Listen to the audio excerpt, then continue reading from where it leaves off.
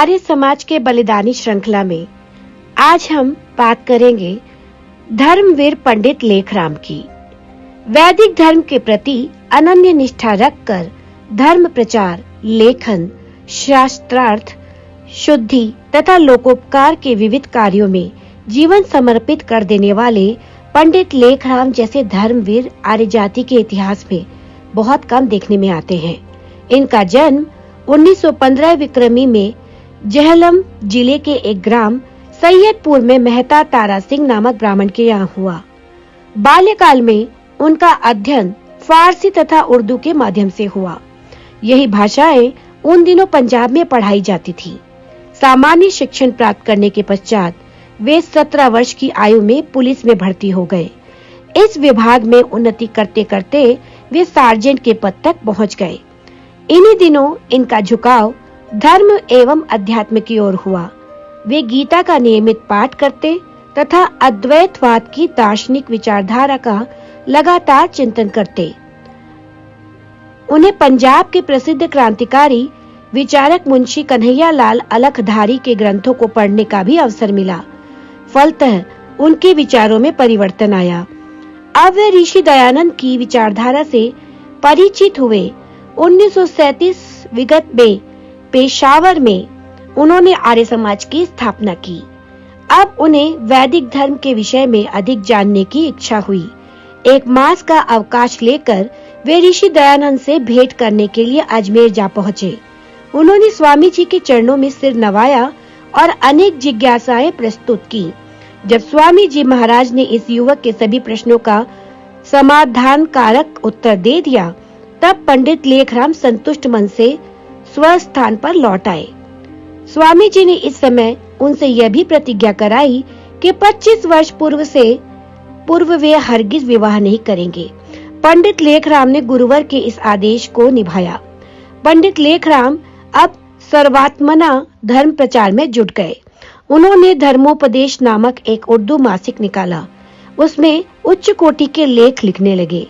उन दिनों पंजाब में मुसलमानों के एक नए फिरके अहमदिया संप्रदाय कादियानी का जोर था। इसके संस्थापक मिर्जा गुलाम अहमद स्वयं को पैगंबर बताने लगे थे। उनके अनुयायियों की संख्या भी बढ़ रही थी। यद्यपि पंडित लेखराम पुलिस सेवा में रहते हुए भी धर्म प्रचार के लिए पर्याप्त समय देते थे, किंतु 1940 में स्वामी दयानंद के निधन के पश्चात उन्होंने अनुभव किया कि अब सरकारी नौकरी और धर्म प्रचार दोनों साथ साथ नहीं चल सकते। अतः उन्होंने नौकरी से त्याग पत्र दे दिया और धर्मोपदेश को ही अपने जीवन का एकमेव लक्ष्य बनाया। पंडित लेखराम ने अहमदिया संप्रदाय और उसके स्वयंभू पैगंबर को आलोचना का लक्ष्य बनाया। इस संप्रदाय की मान्यताओं के खंडन में उन्होंने अनेक ग्रंथ निकाले। तकजीब बुराहीन अहमदिया और नुस्खा खब्त अहमदिया आदि पुस्तकें अत्यंत लोकप्रिय हुई। मुसलमानों ने भी कादियानियों की मिथ्या बातों तथा कपोल कल्पनाओं को समझना आरंभ किया। जब आर्य प्रतिनिधि सभा पंजाब का विधिवत गठन हुआ तो पंडित लेखराम उसके उपदेशक बन गए। सभा की ओर से विभिन्न स्थानों पर प्रचारार्थ जाने लगे। उनकी प्रवृत्तियां बहुआयामी थी। उन्होंने आर्य गजट का संपादन किया, विधर्मियों से शास्त्रार्थ किए, हिंदू धर्म को छोड़कर ईसाईयत या इस्लाम ग्रहण करने वालों को स्वधर्म में रहने के लिए मनाया। जहाँ जहाँ से उन्हें प्रचारार्थ बुलाया गया, वहाँ वहाँ जाकर उन्होंने लोगों को वैदिक धर्म के तत्वों को समझाया। इनके अतिरिक्त पंडित लेखराम सुयोग्य लेखक भी थे। उन्होंने भारतीय इतिहास, ईसाई तथा इस्लाम धर्म के मूल तत्वों तथा मान्यताओं का विशद अध्ययन किया था। सेमेटिक मतों के मान्य ग्रंथों का गंभीर अनुशीलन किया था। इन मतों के वे अधिकृत विद्वान समझे जाते थे। इसी बीच आर्य प्रतिनिधि सभा पंजाब ने एक प्रस्ताव स्वीकार कर ऋषि दयानंद का विस्तृत एवं प्रामाणिक जीवन चरित्र लिखाने का निश्चय किया। इस कार्य को आरंभ करने के पूर्व यह आवश्यक था कि ऋषि जीवन विषयक सभी तथ्यों एवं जानकारियों को एकत्र किया जाता। यह गुरुतर कार्य पंडित लेखराम के ही सुपुर्द किया गया। सभा के आदेश को शिरोधार्य कर पंडित लेखराम जी स्वामी दयानंद के जीवन से संबंधित सामग्री का संकलन करने के लिए देश के विभिन्न भागों में गए। प्रत्यक्षदर्शियों से मिलकर आवश्यक सूचनाएं एकत्र करने के अतिरिक्त उन्होंने हिंदी, उर्दू, अंग्रेजी, गुजराती, मराठी आदि पत्रों में प्रकाशित ऋषि दयानंद संबंधी संदर्भ सूचनाओं तथा लेखों को भी एकत्र किया।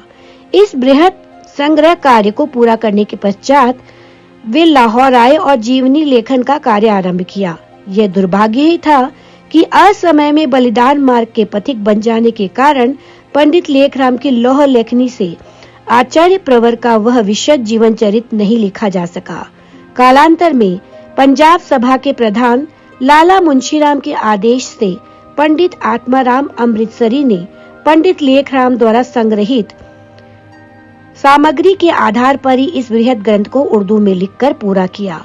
1950 विक्रमी में जब उनकी आयु 35 वर्ष की थी, उन्होंने गृहस्थाश्रम में प्रवेश किया और कुमारी लक्ष्मी को अपनी सहधर्मिणी बनाया। उनके एक पुत्र भी हुआ जो अधिक आयु नहीं पा सका। पंडित लेखराम की यह विशेषता थी कि जहां और जिस समय उनकी उपस्थिति की आवश्यकता महसूस की जाती, वे अन्य सभी कामों को छोड़कर वहां पहुंच जाते थे। ऐसा करते समय उन्हें न तो निजी सुविधाओं की चिंता रहती थी, न वे यात्रा की कठिनाइयों का ही ख्याल करते थे। जब उन्हें ज्ञात हुआ कि जोधपुर के प्रशासक महाराजा प्रताप सिंह स्वामी दयानंद के आद्य शिष्य पंडित भीमसेन शर्मा को अपने यहाँ बुलाकर मांस भक्षण के समर्थन में उनसे कोई व्यवस्था लिखवाना चाहते हैं, तब पंडित लेखराम अविलंब जोधपुर पहुँचे। उन्होंने पंडित भीमसेन को स्पष्ट कह दिया कि यदि उनसे लोभ या दबाव में आकर मांस के समर्थन में कोई व्यवस्था दे दी तो उसे आर्य समाज की वेदी पर खड़े होने से भी वंचित कर दिया जाएगा और उसकी प्रतिष्ठा धूल में मिल जाएगी। बूंदी में जब आर्य समाज के प्रसिद्ध सन्यासी स्वामी नित्यानंद और स्वामी विश्वेश्वरानंद का पौराणिक विद्वानों से शास्त्रार्थ होने लगा, तब उनकी सहायता के लिए पंडित जी को भेजा गया। इस अवसर पर उन्होंने भीलवाड़ा जिले के जहाजपुर कस्बे में मुहम्मदी मत की आलोचना में एक तर्कपूर्ण व्याख्यान दिया। साधु केशवानंद नामक एक पौराणिक साधु से शास्त्रार्थ करने के लिए वे हिमाचल प्रदेश के नाहन नगर में गए और वहां पर आर्य समाज की स्थापना की। स्वधर्म को त्याग कर किसी अन्य मत की दीक्षा लेने के लिए तत्पर लोगों को बचाने के लिए पंडित लेखराम सदा सजग रहते थे। जब उन्हें पता चला कि पटियाला रियासत के एक गांव पायल में कोई हिंदू अपना मत त्याग कर अन्य मत में दीक्षित हो रहा है, तो वो बिना इस बात का विचार किए कि अमुक रेलगाड़ी उस स्टेशन चावा पायल पर ठहरती भी है या नहीं, द्रुत गति से रेल में सवार हो गए। जब गाड़ी पायल स्टेशन होकर गुजरने लगी तो लेखराम ने अपना बिस्तर चलती गाड़ी से बाहर फेंका और स्वयं भी कूद गए। उन्हें इस बात की थोड़ी भी चिंता नहीं हुई कि उनके शरीर को क्षति पहुंच सकती है। वे तुरंत स्वधर्म त्याग के लिए तत्पर उस व्यक्ति के निकट पहुंच गए और उससे पूछने लगे कि उसने क्या सोचकर धर्म परिवर्तन का निश्चय किया है। जब उक्त व्यक्ति को पता चला कि पंडित लेखराम तो अपने शरीर पर चोटों को झेलकर केवल उसे बचाने के लिए ही आए हैं, तब उसने मत प्रवेश का अपना संकल्प त्याग दिया। पंडित लेखराम जितने उत्तम वक्ता, उपदेशक और शास्त्रार्थकर्ता थे, उसी भांति उच्च कोटि के लेखक भी थे। उनके द्वारा रचित ग्रंथों की संख्या 33 है, जो कुलियात आर्य मुसाफिर नामक बृहद ग्रंथ में संग्रहित है। इनके एकाधिक अनुवाद हिंदी में भी हुए हैं। जब 1897 के वर्ष में पंडित लेखराम लाहौर में अपने निवास में रहकर दयानंद जीवन लेखन का कार्य कर रहे थे, उनके प्राण हरण की चेष्टा सफल हुई।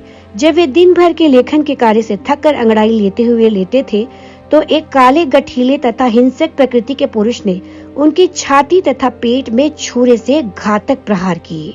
इस आकस्मिक प्रहार से पंडित लेखराम के शरीर से खून की धाराएं बहने लगी, अंतड़ियां भी बाहर आ गई।